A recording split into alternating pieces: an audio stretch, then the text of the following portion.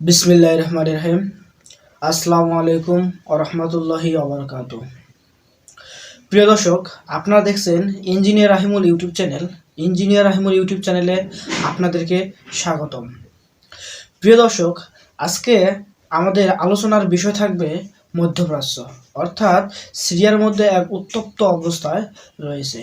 সিরিয়ার প্রধানমন্ত্রী বাশার আল আসাদ, অর্থাৎ তিনি প্রায় পলাতক। তাকে অনেক রাষ্ট্র থেকে প্রস্তাব দেওয়া হচ্ছে তার দেশ ত্যাগ করার জন্য, কিন্তু তিনি এখনও দেশ ত্যাগ করেননি।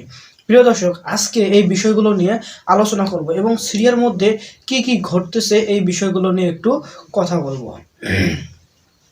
প্রিয় দর্শক, আপনাদেরকে আমি এর আগের ভিডিওর মধ্যে জানাইছিলাম যে সেখানে যে সিরিয়ার যে সেনাবাহিনী আছে তারা কোণঠাসা হয়ে পড়ছে সেই বিদ্রোহীর কাছে।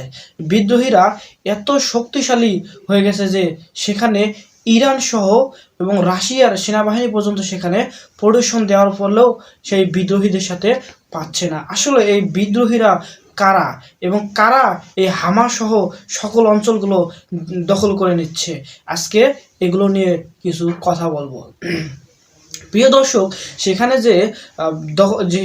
যে বিদ্রোহী গোষ্ঠী আছে, ইরান একটা প্রস্তাব, অর্থাৎ ইরান একটা দাবি করেছে যে এই বিদ্রোহী গোষ্ঠী হচ্ছে তুরস্কের একটি বাহিনী, অর্থাৎ তুরস্কর মদতে এরা সিরিয়া দখল করতেছে।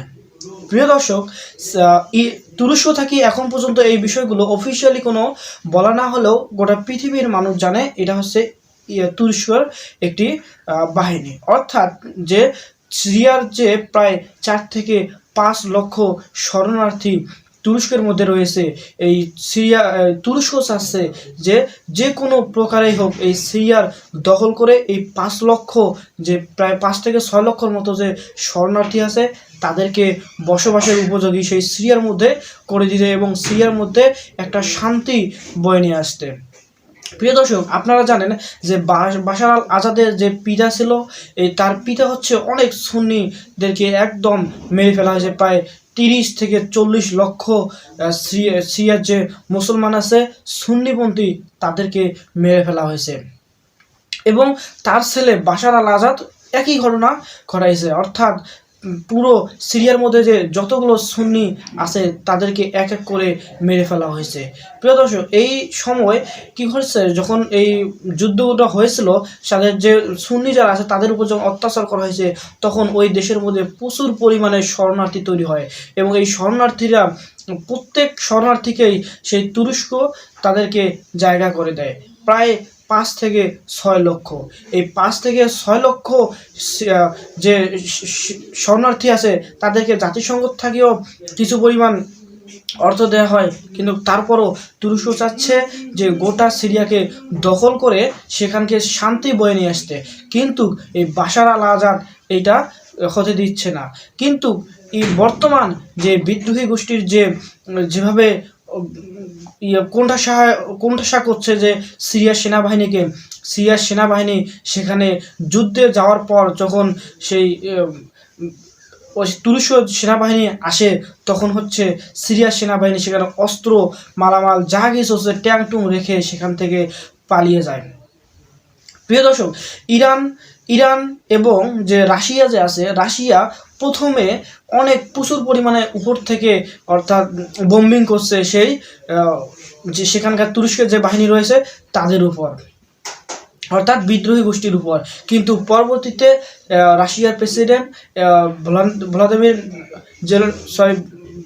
প্রেসিডেন্ট পুতিন এবং যে তুরস্কের প্রেসিডেন্ট আছে এরদোগান, তারা দুইজনে ফোন আলাপ করে এবং এই ফোন আলাপের পরবর্তীতে রাশিয়া কিন্তু সেখানে আক্রমণ করা বন্ধ করে।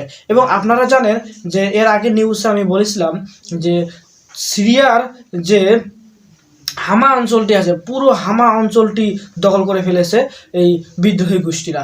এবং এখানে একটা বিষয় অনেক বোঝার আছে, সেটা হচ্ছে যখন বিদ্রোহী গোষ্ঠীরা কোনো একটি অঞ্চলের মধ্যে প্রবেশ করে দখল করার জন্য, সেই অঞ্চলের যে সাধারণ মানুষ আছে সাধারণ মানুষ তাদেরকে বুকে তুলে নিচ্ছে, টেনে কোলাকুলি করছে, তাদেরকে সহযোগিতা করতেছে। তাদেরকে সেই যারা তাদেরকে ওই অঞ্চলের সাধারণ মানুষ সম্পূর্ণরূপে সাপোর্ট দিচ্ছে এবং মনে হচ্ছে তারা ঈদ উদযাপন করছে, তারা শান্তির এক অঞ্চল ফিরে পাইছে, এরকমটা তাদের সাধারণ মানুষের মনে। আপনারা হয়তো আরও অনেক ভিডিওর মধ্যে এই ভিডিওগুলো দেখা যায় যে হচ্ছে কীভাবে তারা সেই বিদ্রোহী গোষ্ঠীর সাথে কোলাকুলি করতেছে, কীভাবে সেই বিদ্রোহী গোষ্ঠীকে সহযোগিতা করতেছে, কীভাবে তাদেরকে ফুল দিয়ে বরণ করে নিচ্ছে সাধারণ মানুষ।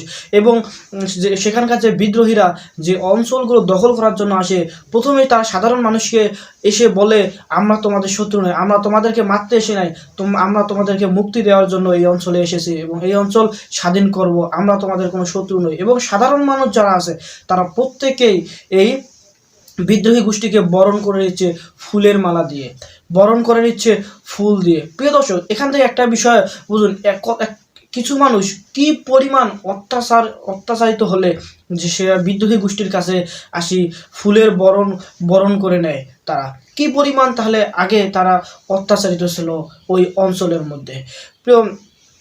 প্রিয় দর্শক, আপনাদেরকে আরেকটা বিষয় জানান দেব, সেটা হচ্ছে যে তুরস্কের রাশিয়ার প্রেসিডেন্ট সহ ইরানের প্রেসিডেন্ট এবং আরও বিভিন্ন দেশের প্রেসিডেন্ট বাশার আল আসাদকে ফোন করেছে এবং ফোন করে তাদেরকে সেফ এক্সিট একটা দেওয়ার জন্য দিতে চাইছিল, কিন্তু তিনি এখন পর্যন্ত ক্ষমতা ছাড়তে তাও রাজি নন। এখন বাশার আল আসাদের হাতে দুইটা অপশন আছে, এখানে বুঝতে হবে। যদি তিনি ক্ষমতা চান তাহলে হয়তো বিদ্রোহী গোষ্ঠীর হাতে তিনি মারা পড়বেন, কারণ বিদ্রোহী গোষ্ঠী যেভাবে অঞ্চল দখল করতে শুরু করেছে পুরো সিরিয়া খুব দ্রুত পুরো সিরিয়া দখল করে ফেলবে। এবং তিনি যদি ক্ষমতা না ছাড়েন হয়তো সেই বিদ্রোহী গোষ্ঠীর হাতে ধরা পড়ে মারা যাবে। আর দ্বিতীয়, তিনি যদি নিজের পরিবারকে নিয়ে অন্য দেশ পালিয়ে যান তাহলে হয়তো তিনি বেঁচে যাবে, কিন্তু পুরো সিরিয়াটাকে হারিয়ে ফেলবে, অর্থাৎ পুরো সিরিয়া হয়তো তখন তুরস্কের দখলে যাবে। প্রিয় দর্শক, এখানে একটা বিষয় আছে,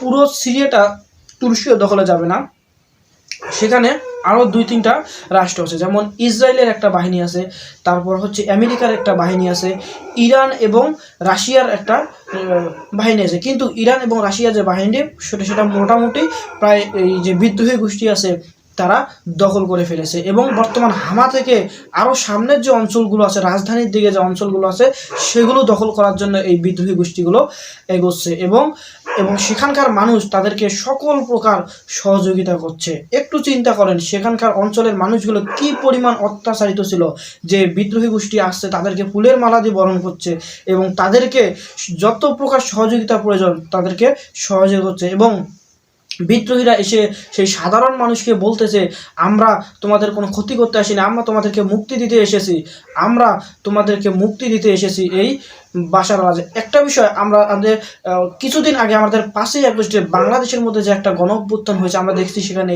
যে বঙ্গবন্ধুর মূর্তি নিয়ে সেখানে ভাঙচুর করা হয়েছে, একই ঘটনা সেই সিরিয়ার মধ্যেও ঘটেছে। অর্থাৎ বাশার আল আসাদের যে পিতা ছিল তার পিতা কী করছে, 40 থেকে 50 লক্ষ সুন্নি মুসলমানকে মেরে ফেলছে সেখানে। ঠিক আজ একই যে ঘটনাগুলো ঘটছে, যে যেমন হামা যে দখল করে ফেলছে যে সৈন্যগুলো, সেখানকার দখল করার পর সাধারণ মানুষ তারা আনন্দ উল্লাসে মেতে উঠছে এবং সেখানকে যে বাশার আল আসাদের পিতার যে মূর্তি ছিল সেই মূর্তি ভেঙে চুরে গাড়ির পিছনে লাগিয়ে সেটি রাস্তায় রাস্তায় চালাচ্ছে।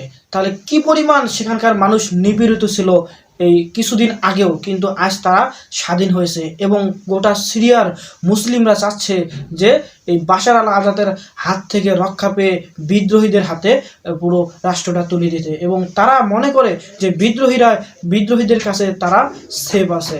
সুতরাং আমাদের একটু বুঝতে হবে এই কি পরিমাণ অত্যাচারিত হলে তার পিতার মূর্তি নিয়ে রাস্তায় রাস্তায় ভেঙে চুরে এবং গাড়ির পিছনে লাগিয়ে রাস্তায় রাস্তায় ঘুরে নিয়ে বেড়ায়। প্রিয় দর্শক, আপনারা আমাদের চ্যানেলটি ফলো করবেন এবং আমাদের যে কোনো আপডেট সাথে সাথে আমরা আমাদের চ্যানেলে প্রকাশ করব। আমাদের চ্যানেলটি সুতরাং সাবস্ক্রাইব করে পাশে থাকবেন। আসসালামু আলাইকুম।